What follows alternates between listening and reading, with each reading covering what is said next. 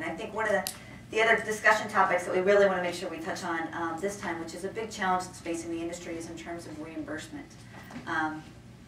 Really, the industry is faced with this obstacle in terms of neurotechnology devices they're inherently expensive. There's a price tag that goes along with it, and for someone to get a device and pay for out of pocket, it brings the market down even smaller.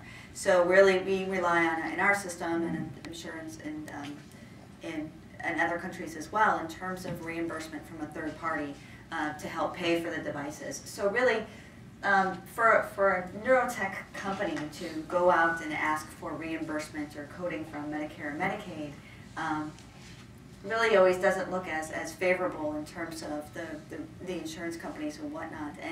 And really, we're looking in terms of the disability community and the frontline clinicians on what we can do and what you think and what type of you can do in terms of improving the reimbursement support. So really, my question to the panel is, what kind of support can the industry provide to help people gain reimbursement? And also, in what ways can the disability community work collectively with the industry to gain reimbursement? And let me make this one comment before you all kind of give your feedback on this, is that reimbursement is such a big issue in neurotech that a lot of neurotechnology companies have a reimbursement department within their organization, whether it's in marketing or sales or whatnot. But a lot of them see this as such a big issue in terms of being able to get access to their devices. So I'd just like to have some of your feedback in terms of working with Medicare, Medicaid, insurance companies, etc. I only learned about this organization over the last month or so, and this is clearly a burgeoning field. And I could see the attendance at this conference, if it was an annual one, to be like 5 times what it is today a few years from now, just on the possibility for that. The way to change minds and get reimbursement, I think this organization is a great start.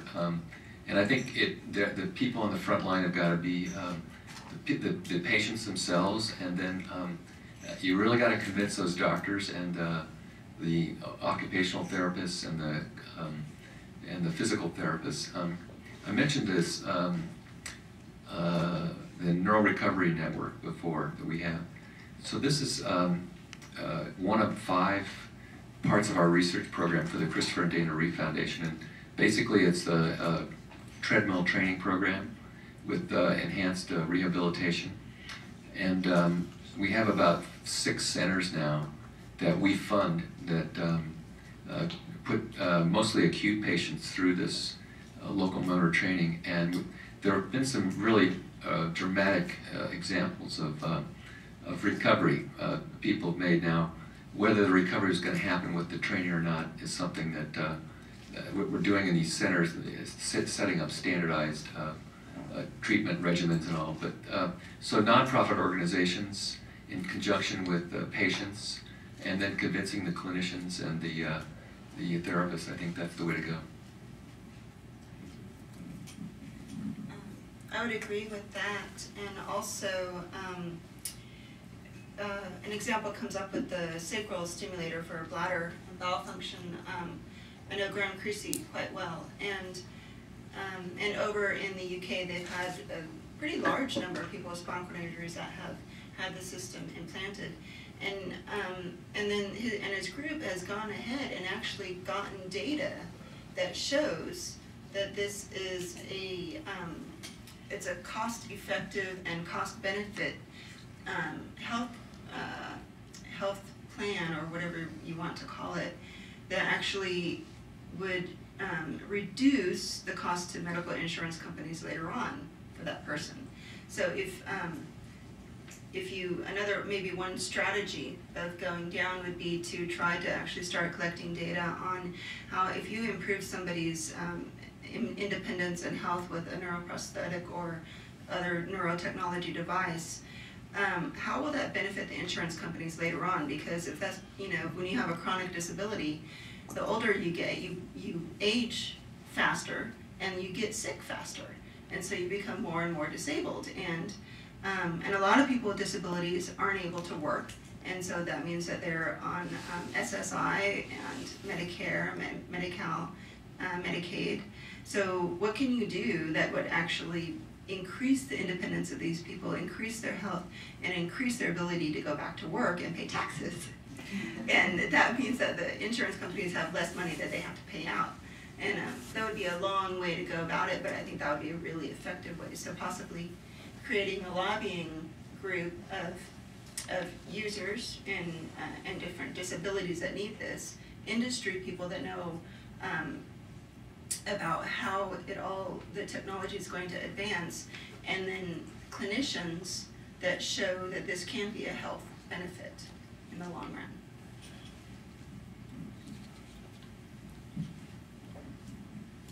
Yes, and what Kim said is just better than I could say it. I'll just add one thing to that, which is, remember what I said about this being, these devices are the therapy you take home. So the cost benefit is that once you go home with it, then you're doing your own therapy every morning you get up and put the device on.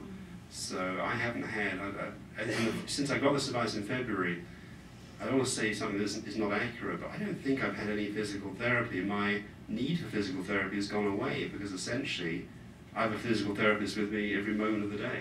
So benefit, and I think the fact that the Iraq War, there's so much neurological injury is a signature injury of the Iraq War, sadly. And so there's going to be big demand. Bionis had, just as Jennifer was saying, has this little department. It's a small company, but very well run. And they have a department, and they put every patient that gets a device, they put a claim in. And I just have regular Medicare supplement because I'm not insurable anymore.